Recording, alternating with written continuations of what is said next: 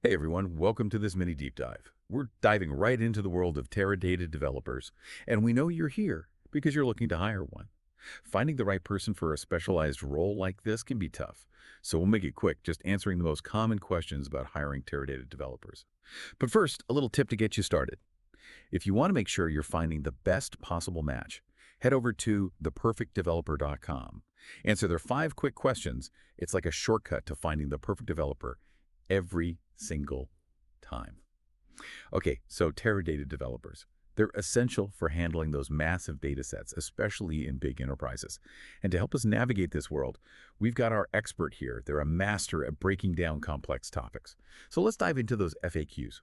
What exactly is a Teradata developer? How are they different from, say, just a regular database developer? That's a great place to start. Yeah, there are definitely overlapping skills, but Teradata developers are, well, they're specifically trained for like the unique demands of that platform. Think about data sets so large they just dwarf anything you've seen before. No. That's where Teradata comes in. And these developers, they're the ones who make it all work. They're the experts in handling those huge volumes of data using Teradata-specific tools like Teradata SQL Assistant and BTEQ. So it's not just about knowing SQL, it's about knowing those specific Teradata tools that really unlock its power. Exactly. Take BTEQ, for instance. It's a scripting language just for Teradata, and it's essential for managing those massive data loads and complex batch processes that you see, well, in enterprise environments a lot. It's really about, understanding the entire Teradata ecosystem. Got it. So the whole ecosystem. Okay, so if I'm going through resumes, what are those must-have skills for a Teradata developer? What should I be like zeroing in on? Okay, first and foremost, definitely you need to be looking for someone who's fluent in SQL. And not just basic SQL, but like someone who can write complex queries and optimize them for performance on, well, on a Teradata system. That means really understanding how to use the platform's parallel processing capabilities. So like SQL, but I don't know, on steroids. Exactly. Then obviously familiarity with those Teradata specific tools we just mentioned is key, and experience with ETL processes. That's critical. But not just any ETL experience. Oh, so there's a difference. Yeah, they need to know how to design and manage those processes using Teradata's specific, unique features. I see. It's not just a one-size-fits-all skill set. Right. And beyond the technical stuff, you need strong problem-solving skills. That's a big one. Yeah. And really, really good communication skills are a must. You need someone who can troubleshoot complex issues, someone who can think on their feet, and someone who can explain technical concepts very clearly to, well, to both technical and non-technical colleagues. Okay, so we've got the basic skills down. Now, let's talk about something I see a lot in job descriptions. Teradata certifications. Are they really necessary? Or are they just, I don't know, nice to have? Good question, and one that comes up all the time. I actually once worked with a company that was really struggling with this major data migration project. They had a team of really talented developers, but they kept hitting all these roadblocks. Oh. Yeah, and they finally brought in a certified Teradata developer. And within like days, they were able to figure out the root cause of the issue. It turned out to be the subtle configuration problem that everyone else had missed, and it saved them so much time and headaches. Wow, that's a perfect example of how specialized knowledge can really make a huge difference. So it sounds like while certifications may not always be a deal breaker, it definitely signals that deeper level of expertise. Absolutely. And, data from theperfectdeveloper.com actually shows that certified Teradata developers, they often get higher salaries. So that really speaks to the value that they bring. Makes sense. Okay, so now for, I don't know, the million-dollar question, how much is this going to cost me? What kind of salary range should I be expecting for a Teradata developer? Well, like with any role, it depends on a bunch of factors: experience, location, industry, Right. and of course, if they have those valuable certifications. But to give you a general idea, in the US, an entry-level Teradata developer could probably expect to earn between, let's say, $80,000 and $100,000 a year. Senior level developers, especially those with a lot of expertise and certifications, they could earn upwards of $160,000. And I'm guessing those numbers going to change depending on where you're hiring. So for sure. Like a developer in Silicon Valley is probably going to cost more than say, someone in the Midwest? Oh, absolutely. Cost of living plays a big role. And then the UK has its own salary range, entry level starting around £45,000 and senior level reaching up to £90,000. There's a lot of variation. Yeah, and remember, things like specialized skills and industry demand, well, they can really push those numbers even higher. Okay, so I get what a Teradata developer does. I know the key skills to look Hmm. for, and I have like a general idea of those salary ranges. Yeah. But I'm wondering, should I be thinking full-time, part-time, in-house, outsourcing? What's the best model here? That's where things get a little more strategic, and unfortunately, there's not a one-size-fits-all answer. The best hiring model really depends on your specific needs. Yeah, because every project and every company is different. Exactly. So full-time is great if you've got a constant flow of Teradata work, but if it's more project-based, or if you only need help sometimes, part-time might be a better fit. And then there's the whole question of in-house versus outsourcing. Right. So many options. But luckily, theperfectdeveloper.com has solutions for all of those scenarios, whether you're looking for a full-time rock star or a part-time specialist. They've got you covered. They really do. They have a fantastic track record of, matching companies with the perfect developers no matter the hiring model. Awesome. Okay, so we've covered a lot here, what a Teradata developer is, the skills they need, what their salaries look like, and even how to decide if you should hire full-time, part-time, in-house, or outsource. But before we wrap up this part, I wanted to go back to those Teradata-specific tools for a minute. Great point. They're really the foundation of a Teradata developer's toolkit. Exactly. We already talked about Teradata, SQL Assistant, and BTQ, but I keep seeing TPT in job descriptions too.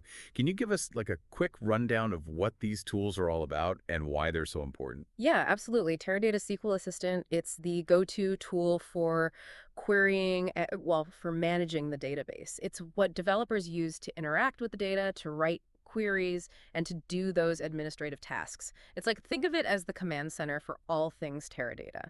Then there's BTEQ, which we mentioned that earlier. It's a really powerful scripting language, and it's specifically made for Teradata. Developers use it for batch processing, data loading, all those tasks that need to be automated and efficient. Right, to make things run smoothly. Yeah, like imagine you need to process like millions of records overnight. That's when BTEQ comes in. So it's like the workhorse behind the scenes. Exactly. And finally, you have TPT. That stands for Teradata Parallel Transporter. And that tool is all about speed, high-speed data loading and unloading. Okay. It lets developers move massive amounts of data in and out of the Teradata system, quickly and efficiently. So if you're dealing with those like really huge data sets that Teradata is known for, TPT is your go-to. Absolutely. Those three tools, Teradata SQL Assistant, BTQ, and TPT, they're essential for any Teradata developer. So if you see those on a resume, it's a pretty good indicator that the candidate has some real-world experience with the platform. Got it. So it sounds like finding the right Teradata developer is about more than just, technical skills. It's about finding someone who really understands like all the ins and outs of the platform and its tools, someone who's a good problem solver, Hmm. and someone who can, communicate clearly with the team. You got it. It's really about finding that balance between technical skills and, yeah, those soft skills that are so important. Well said.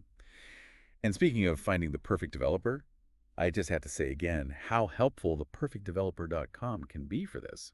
They seriously take all the guesswork out of finding the right talent. Totally agree. Their expertise in like matching companies with those top developers, especially for roles like Teradata, it's so valuable. Okay, so before we wrap up this mini deep dive, I'd love to get your thoughts on something that I think a lot of companies struggle with. Retaining top Teradata talent. We've talked about how in demand these skills are. So what are some of the biggest challenges that you see companies facing when it comes to keeping their Teradata developers, I don't know, happy and engaged? That's a fantastic question. And yeah, it's definitely something that companies need to be proactive about. There's so much demand for skilled Teradata pros, Right. which means a lot of competition for that talent. So you're saying like companies can't just relax once they've found a great Teradata developer. Yeah, Well, exactly. they need to keep working to keep them engaged and, well, challenged. Exactly. One of the biggest challenges is offering competitive salaries and benefits. I mean, Teradata developers know what they're worth, and they're not afraid to look for opportunities that, align with their value. Makes sense. So it's not just about finding them, it's about keeping them. Absolutely. And it's not just about the money either. It's also about creating that work environment where they feel valued and challenged and where they have opportunities for growth. so they can really keep developing their skills. Yeah, they want to work on interesting projects and, expand their skill sets. They want to feel like they're really contributing. It's about creating a space where they can thrive. Exactly. If companies really want to keep those top Teradata people, they have to invest in their professional development, give them those challenging and rewarding projects, and create a culture that recognizes their contributions. Great insights. So we've covered a lot of ground in this deep dive: technical skills, certifications, salaries, and even the challenges of actually hiring and keeping that Teradata talent. But before we wrap up, I have one final thought for our listeners. Hmm. What are some of those, I don't know, less tangible qualities that make a Teradata developer truly stand out? We've talked about technical skills and experience, but what about those personality traits, those soft skills that really set someone apart? That's a great point to end on. Yeah, beyond just the technical stuff, a truly exceptional Teradata developer, they have this natural curiosity, a thirst for knowledge. Because the data world, it's always changing, so they have to be eager to learn those new techniques, to explore new technologies. Always learning. Yeah, they need to be constantly pushing the boundaries of what you can do with Teradata. So it's that passion for data, the drive to stay ahead of the curve that really makes the difference. Exactly. And, because Teradata is often about solving those really complex problems, they need that analytical mindset, Yeah. that attention to detail, that ability to like really break down a problem and approach it systematically. It's like being a detective, but for data. Huh, I love that. They have to be able to see the big picture, but also zoom in on all the little details, connect the dots, and find those insights that other people miss. And of course, like we said before, communication is key. Oh, for They sure. need to be able to explain these complex technical things to, people who aren't technical, stakeholders, clients, other team members. Absolutely. Being able to bridge that communication gap, to take that technical jargon and turn it into like clear, concise language that anyone can understand, that's so important for success. So it really sounds like finding that perfect Teradata developer is about more than just, checking off boxes on a resume. Right. It's about finding someone who has that rare combination of, well, technical brilliance, problem solving, communication skills, and that genuine passion for all things data. You put it perfectly. It's not just about finding a Teradata developer, it's about finding a real data enthusiast. Well said. And for anyone out there who's feeling a little overwhelmed by trying to find this, like data superhero, remember theperfectdeveloper.com can help.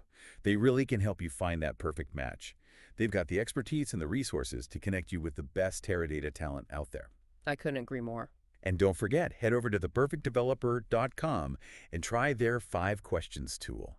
It's free, it's quick, and seriously, it could save you so much time and so many headaches in your search for the perfect Teradata developer. It's a total game changer for anyone who's trying to hire, especially for those really specialized roles like this. Well, that's all the time we have for this mini deep dive on Teradata developers. We hope this has helped and maybe even sparked some new ideas for you as you start your hiring journey. Good luck with your search, and we'll see you next time on The Deep Dive.